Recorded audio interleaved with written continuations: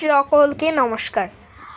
আজকে দেখাবো বিপত্তারিণী মায়ের বার্ষিক উদযাপন আমাদের ঘরে কিভাবে অনুষ্ঠিত হয়েছিল এবং কি কি অর্ঘ্য নিবেদন করেছিলাম এবং পুজোটি কিভাবে আমরা সম্পন্ন করেছি। তো মা বিপত্তারিণী পুজো মানে বার্ষিক উদযাপনের পুজোর মধ্যে কিন্তু 13 রকমের ফুল ফল সব কিছুই কিন্তু 13 রকমের দিতে হয়। তো আমরা 13 রকমের ফুল ফল সব কিছু দিয়েছি। তো এখানে রয়েছে 13 রকমের ফুল, বাকিগুলো আপনাদেরকে একে একে দেখাচ্ছি। সো পুরো দেখতে হবে এবং একটা ছোট্ট কমেন্ট করবেন মা বিপত্তারিণীর জয়। তো চলুন ভিডিওটি পুরো দেখা যাক। তো চলুন এবার মায়ের জন্য কি কি কিনেছি, ব্রাহ্মণের জন্য কি কি কিনেছি দেখাচ্ছি। এখানে হচ্ছে মায়ের মাঙ্গলিক জিনিস আছে 13 রকমের গোটা ফল, আর হচ্ছে ব্রাহ্মণের জন্য ভুজোর বাজার। তো মায়ের শাড়ি, তারপর হচ্ছে মাইথুন, তারপর হচ্ছে আলতা, চিরুনি, আয়না সব কিছুই আছে। আর হচ্ছে এগুলো আমার ভোগের সামগ্রী, যেগুলো আপনার ভোগের জন্য আমি নিবেদন করব। আর হচ্ছে এগুলো হচ্ছে কাঁচা বাজার, যেগুলো দিয়ে আমি ভাজি আর পাঁচমিশালি সবজির আইটেম করব। তো সঙ্গে থাকুন আর দেখতেই থাকুন কি কি করেছি আমি। এই যে আমি ভাজির জন্য সব কিছু কেটে নিয়েছি, আর হচ্ছে চেষ্টা করেছি পাঁচমিশালি সবজির জন্য কিছুটা রেডি করার। এগুলো আমি আগের দিনেই সব কিছু রেডি করে রেখেছি, কারণ শীতকালে সকালবেলা আসলে অতটা সময় পাওয়া যায় না, কারণ ব্রাহ্মণ যদি চলে আসে তাহলে করে উঠতে পারবো না। সেই জন্যই এই হচ্ছে আমার ভাজি কমপ্লিট। এরপর চেষ্টা করেছি, এই হচ্ছে মুগ ডাল রান্না করছিলাম। তো মুগ ডাল রান্না করেছি, পায়েস রান্না করেছি, ভাজি করেছি, পাঁচমিশালি সবজি করেছি, চাটনি করেছি। তো এইভাবে আমি আমার সাধ্যমতো চেষ্টা করছি। আর হচ্ছে ভোগের নিবেদন করেছি, লুচি করেছি। তো আমি রেডি করেছি সব কিছু, দেখতেই পাচ্ছেন আপনারা।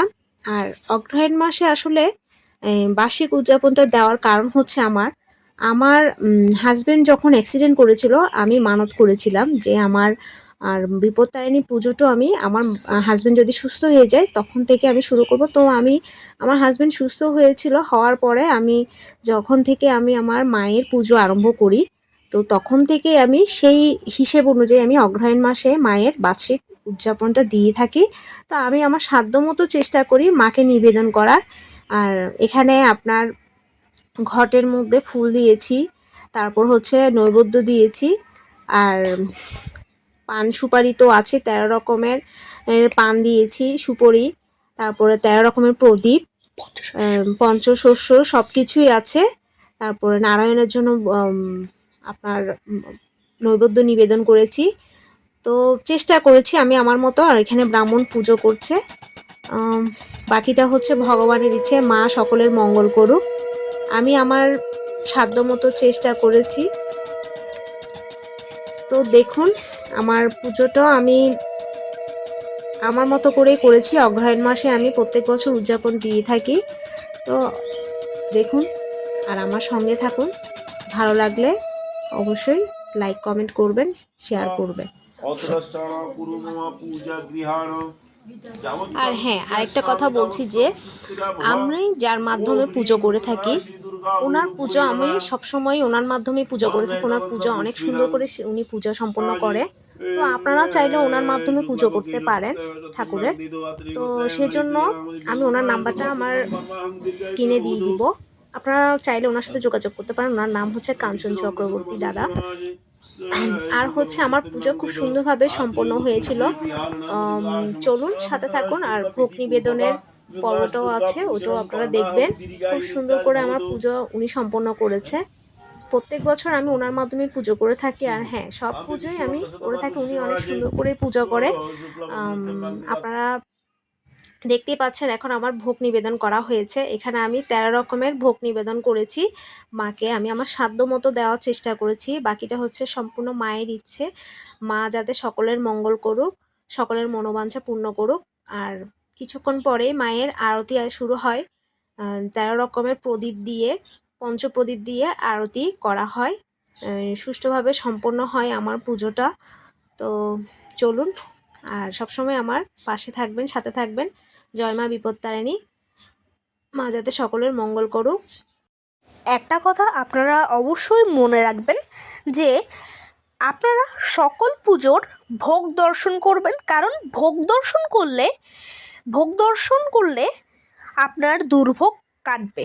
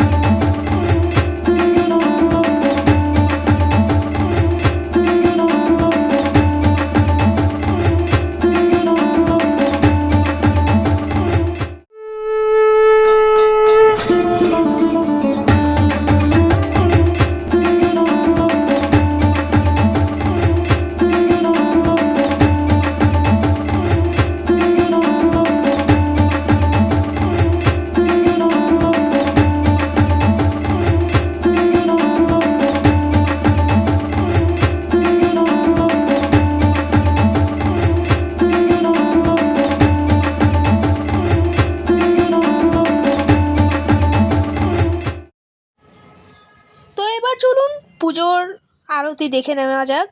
এখানে ব্রাহ্মণ মশাই 13 রকমের প্রদীপ দিয়ে মায়ের আরতি করছিল এবং পঞ্চপ্রদীপ দিয়ে মায়ের আরতি করছিল। এরপরে আমরা আরতি শেষ হয়ে যখন চলে আসলো আমাদের পুষ্পাঞ্জলি দেওয়ার সময়, তখন আমরা পুষ্পাঞ্জলি দিলাম যারা উপোস রয়েছে পুজোর জন্য। তো এখানে দেখতে পাচ্ছেন আপনারা পঞ্চপ্রদীপ দিয়ে ব্রাহ্মণ মশাই মায়ের খুব সুন্দর করে আরতি করছিল।